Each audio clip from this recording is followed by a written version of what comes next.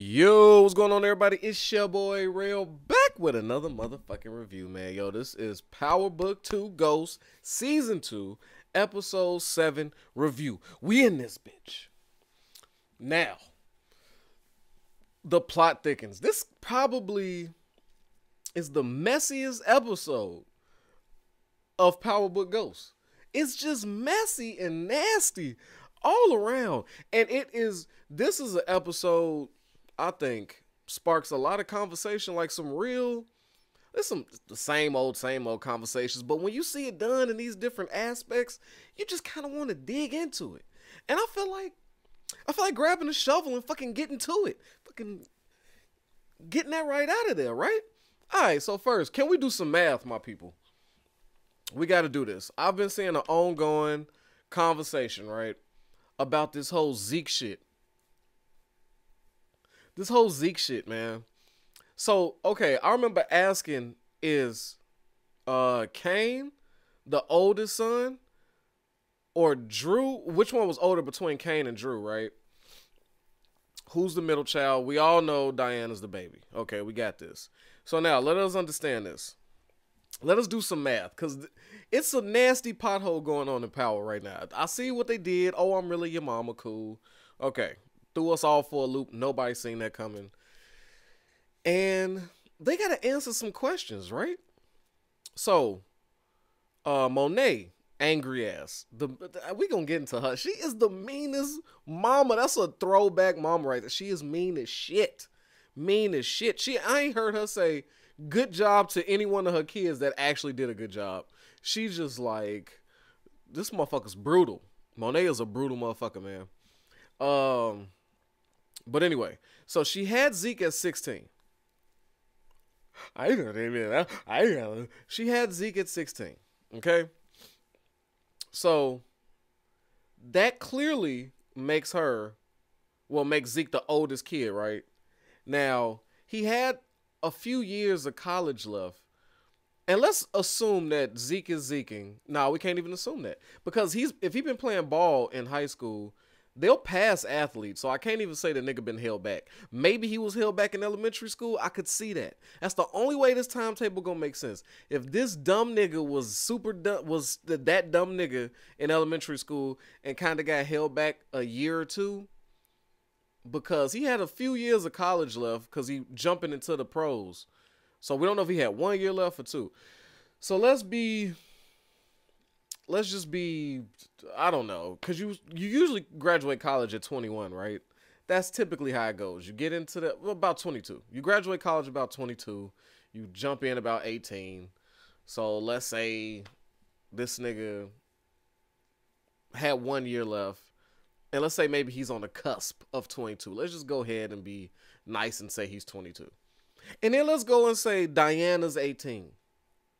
Right? Okay, the baby is 18. Because she can't be no older. And I doubt that she's 17. It's possible fucking with Tariq. But she could be 17. Let's give her 17, 18. Right? So that would make Kane, because if she had a baby at 16 and she hooked up with Lorenzo, not Mecca. She hooked up with Lorenzo at fucking, that means she would have she dished off the baby Zeke at 16 to some sister, cousin, whatever. That's a story. Those usually happen. So he dished off the son to one of them, raise them as they own around 16. So that means Shorty had to get pregnant. Monet had to get pregnant at 18 and had either Kane or Drew. And then after that birth, immediately had Drew or Kane. Like after that year, boom, 9 months, boom, have a baby, boom. So that makes Kane about 20. That old face nigga. So he got to be at least 20. Maybe 21. I don't know, man. And then that would make Drew fucking 19. And then, yeah, we had Diana 18, 17.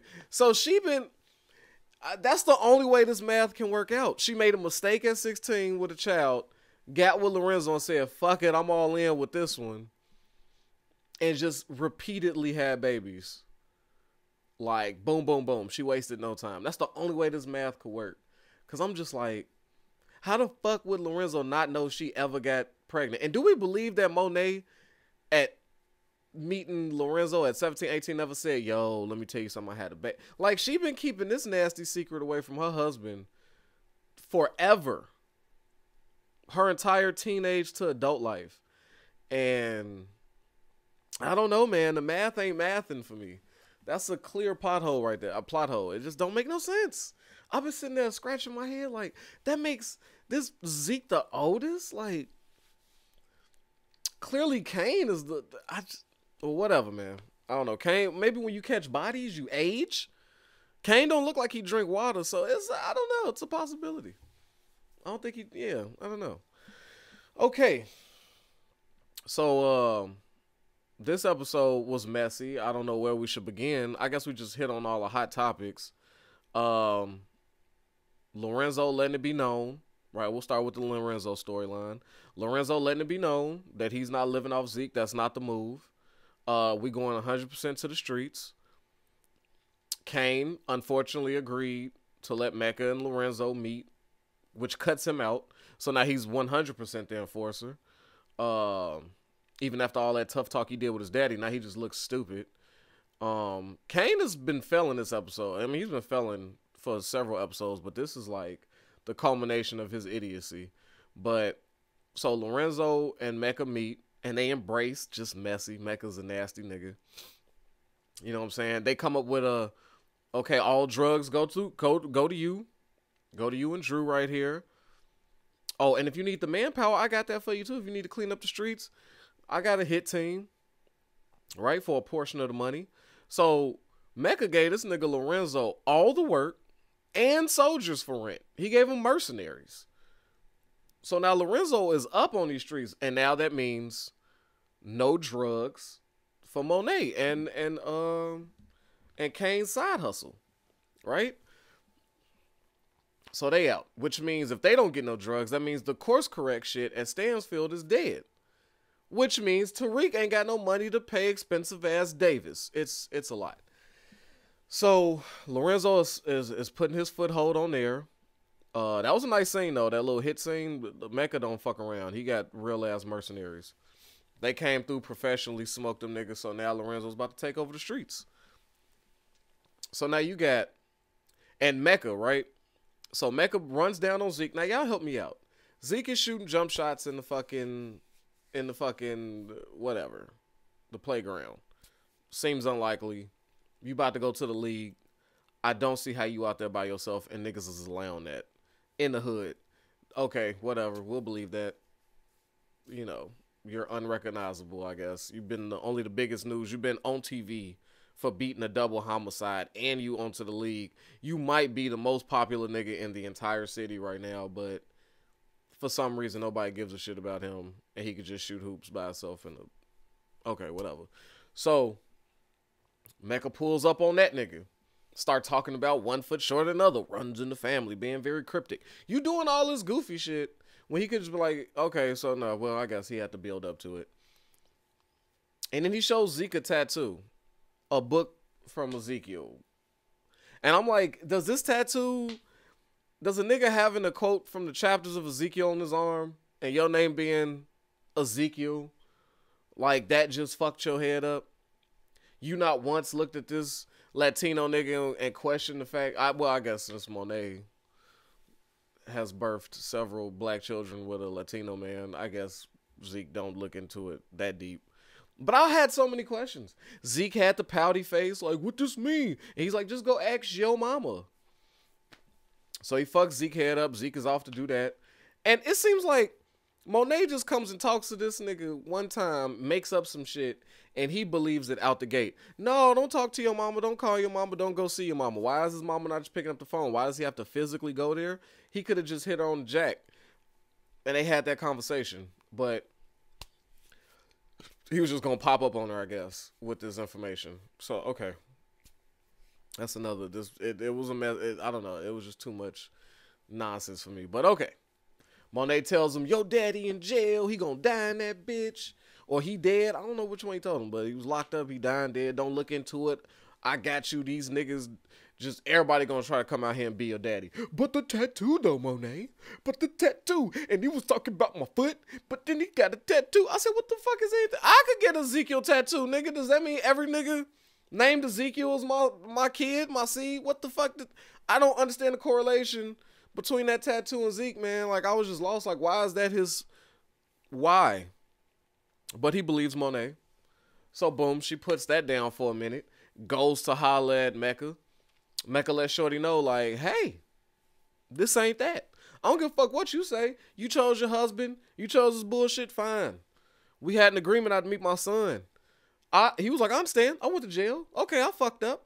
I did this. But I would have been back if I'd known I had a kid. Shorty, you kept that from me. And you just went to go live your life. That's some bullshit. And I want my kids, so I'm not mad at Mecca for that. Not mad. Because Monet don't run this man's life. And all these empty threats. What you gonna do, shoot me, bitch? Like, don't you know I got a sushi chef that's very surgical with the blade, nigga? He cuts salmon so thin and so precisely, and the way he seaweed wraps, and then the slice of the throat is just like, he's got the sharpest knives. Like, shorty, chill. Then he got this little Latina chick with the fucking Jerry curl who got the fucking look like Black Widow, look like a Latina Black Widow. The fuck? You don't make me nervous. I'm gonna see my son. So she knows she got a problem with that, but she don't even know that she got messier problems.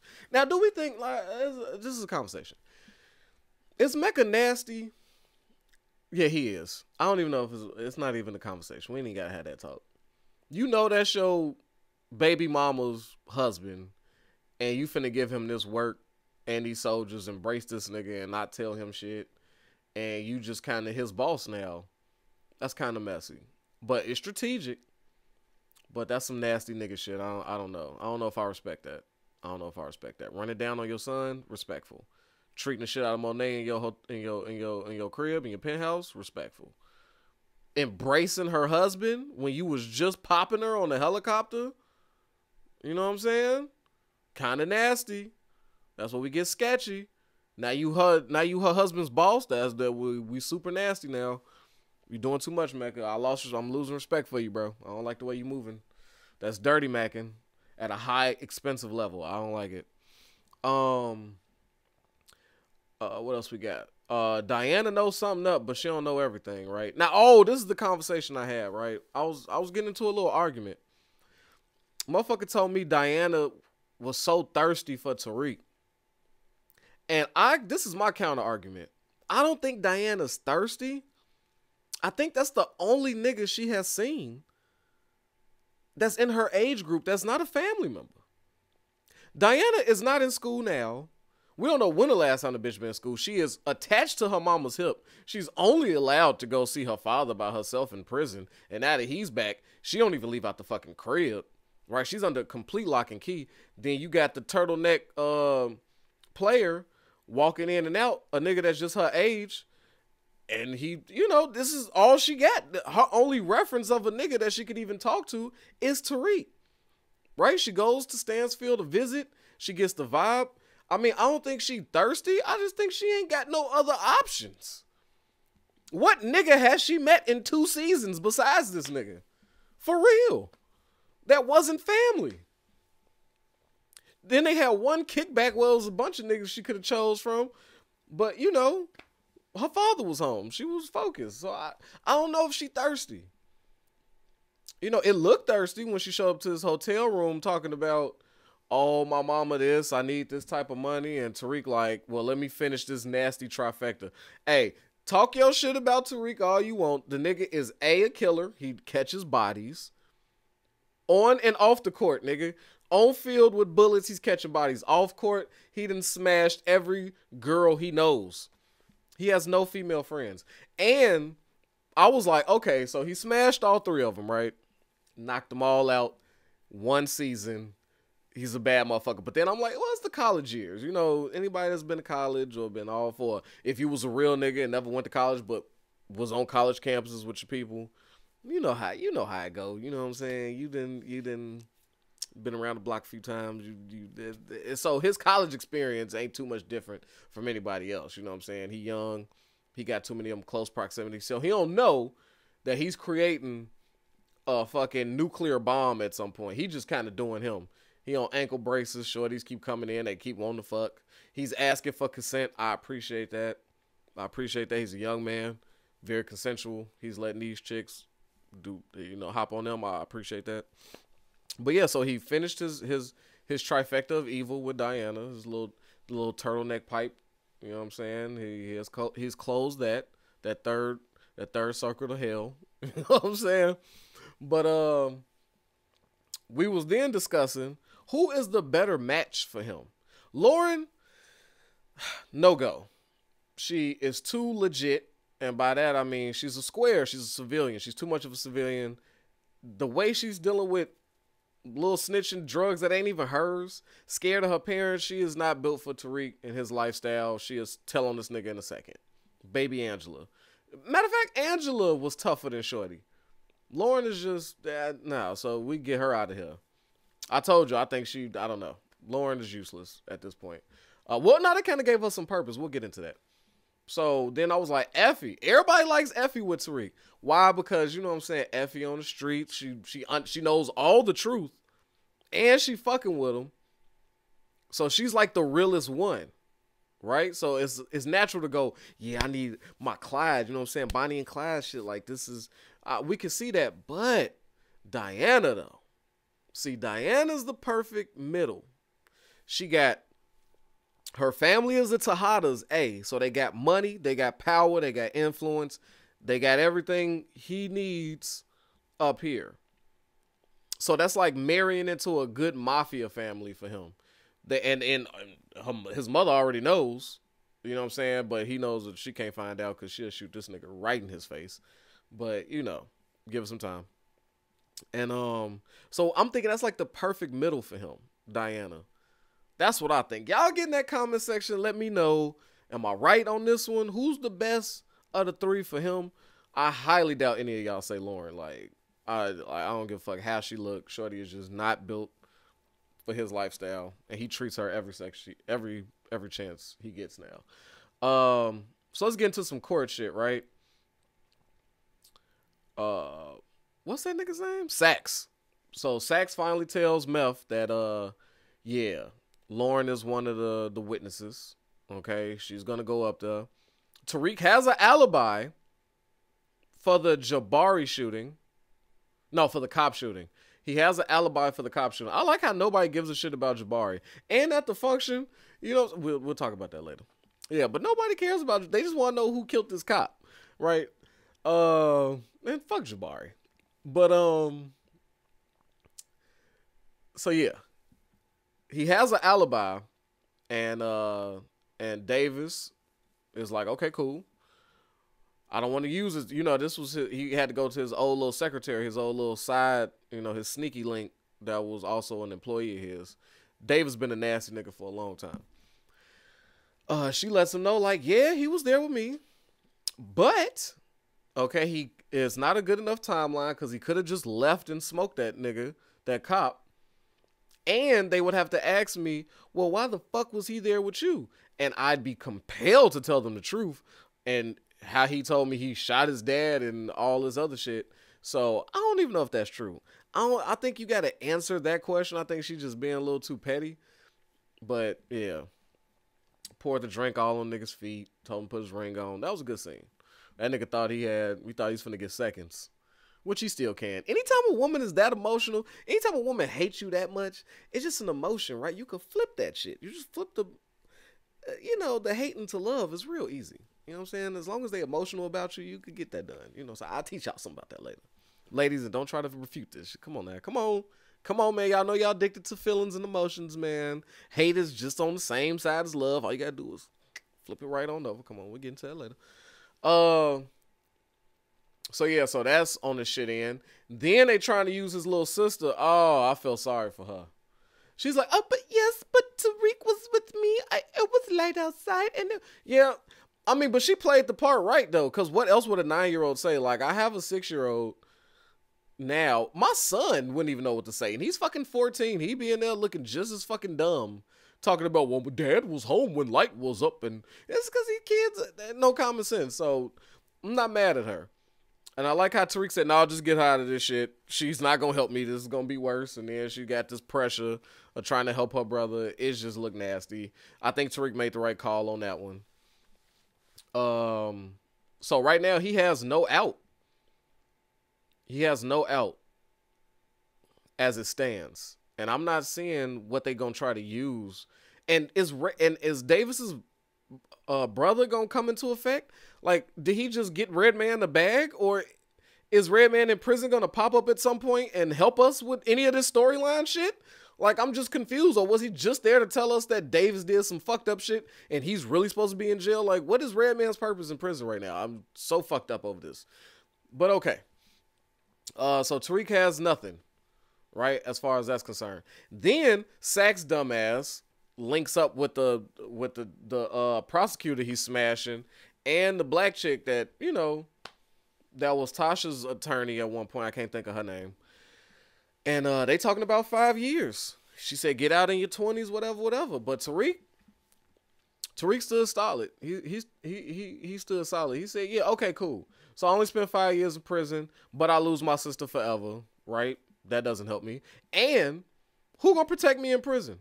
Who gonna protect my grandmama? Do you know I'm fucking with like low-key cartel niggas and shit? And this is not no, I'm not finna tell. So that's out the gate. You know what I'm saying? And Kane makes situations worse. Here come Kane. Masked up, threatening Davis with the pistol. Davis is a cold-blooded motherfucker. I really like Method Man in this role. I really do. He is a smug piece of shit lawyer to the fucking T. Unshooketh. He's like the Lincoln Lawyer. Y'all seen Lincoln Lawyer? That's who Meth is. Right? But just well more paid. But then he tries to intimidate Davis with that shit and let him know, like, first off, I know it's you, Kane. The fuck? It's not that hard. We know you planted the badge with your dumb ass. You just keep making shit worse. He just keeps adding to it. He has brought nothing to the table. Nothing. And he didn't even really meet Mecca. Mecca sought him out and made him go through this quote-unquote trial run just to get close to his mama, nigga. So you ain't even really find a plug for real. You just useless. You dropping niggas that don't need to be dropped.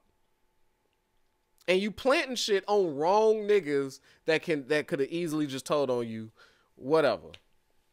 So then we got Kane adding to Tariq's shitty life by saying, yo, yeah, so there's no drugs, but I need to pay my lawyer.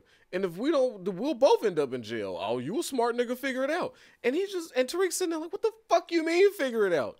I can sell drugs. I need drugs, hoe ass nigga. So that conversation was just like, I was too blue with that one. I was like, yeah, nigga, I'm sitting here mad at Kane too. Like, what the fuck you mean figure it out, nigga? What are you talking about? You are the plug to drugs. I'm the drug dealer. Without your drugs, what? What are we saying? So Kane's fucking stupid. Kane gotta go. And you know who else gotta go? Carrie Milgram. It's time for this bitch's lights to get turned off. Hey, Tate is a nasty motherfucker. Tate told her, like, hey, you fucked 4 niggas out of this case alone. You the centerpiece for all this fuck shit. Right? Hard reality. After he came in and tried to defend her with the principal or the dean of the school or whatever, like, we can't go off of this and this is sexist. And then the dean switched up quick, like, yeah, no, you right, fuck it. All right, show up to the event. Shows up to the event. Lauren shades her, not once, but twice. Hilarious. I'm not mad at Lauren for that one. Shorty gets up there and dives off the stage thinking everybody talking about her, right? She like, oh, no, they all talking about me. I gotta go. And then runs into fucking Tate, who then says, yeah, no, they all were talking about you. No, you were right. They were all talking about how you smashing students and all type of nasty shit. Yes, you were the subject of conversation, but fuck it. And he just doing it. He's like keeping her in his pocket because, A, he's still trying to smash. We know that's what he's trying to do. Not mad at him. He's nasty. He's a nasty little nigga, but He's trying to smash A, and he's got a plan for her somehow. But yeah, Carrie's looking nasty under the light. I could see nothing's good happening. I wonder if she might actually go down for these murders. Like, can we frame her? This might be a hot take. She either gets framed or murdered and then framed. Either way, I think this shit, I'm trying to figure out another fall guy outside of Tariq. Because this cop killing can't just go unnoticed. And I doubt they take Kane out. So, it's like, it's either, this is my hot take. They either pin this murder on Lorenzo with the help of Monet to put this nigga back in prison. Because I feel like she's a big enough piece of shit to do that. Or they put this on Carrie because she got so many connecting factors to this shit. That's my hot take. Lorenzo or Carrie is going down for the murder of that detective. That's what I see. That's my hot take. That's my hot take. What else we gotta talk about? Was there anything else important? Oh, Tate trying to blackmail Braden's father at the table and Braden peeping it. Braden already told Tariq, like, this can't happen. No, I'm down to help you. I'm your rider. I got you, but I can't have it ruin my family. And was I the only one thinking, like, take your fucking phone out, take a picture of the senator that you want gone, and maybe somebody else in the photo, don't got to be Pops, just to authenticate this thing. Crop out Braden's father and post it. You could just threaten the senator with it like, yo, I took this picture. I got the whole thing in my phone. So we could have easily just took a picture of that, cropped Braden's father out, sent it to Tate. Tate could have stunned it like he had the whole photo on the senator and release it and do what I got to do. Or you back me up on this thing. Simple as that. Like, Braden's father never had to be a part of this. I don't know why don't nobody know how to work their iPhone. Like, it's so easy to crop. I didn't get that. Another plot hole. That was pissing me off. I'm like, just take a fucking picture of it. Why we have to get the physical copy? Like, what? I don't know. These writers, man. They act like they in the fucking 80s or some shit. Like, it's too much technology to be this fucking dumb. Like, are you dumb? Like, I don't get it. Like, what? So I see Braden and Tariq having a little beef, but the photo is still in Braden's possession, maybe. We never seen Tariq grab the photo, but he a little slick nigga. He probably do got it. But, yeah, who I got winning this episode, though? Ooh, who held it down this episode? Who held it down? Yes, I'm going to give it to Davis. I think Davis had the best scenes. The whole confrontation with his little ex-side piece. The whole confrontation with Kane. Treating the shit out of Saxe about pressing Tariq to take a deal. You know what I'm saying? Davis won this episode 100%. Yes, there it is. Yo, y'all know how this thing go, man. Get in them comments. Let me know your thoughts. You got any hot takes? Put them in there, right? Is Diana the best one for him? Who is the best chick for Tariq? And is Mecca dirty macking? Like, it's a lot of things that need to be addressed.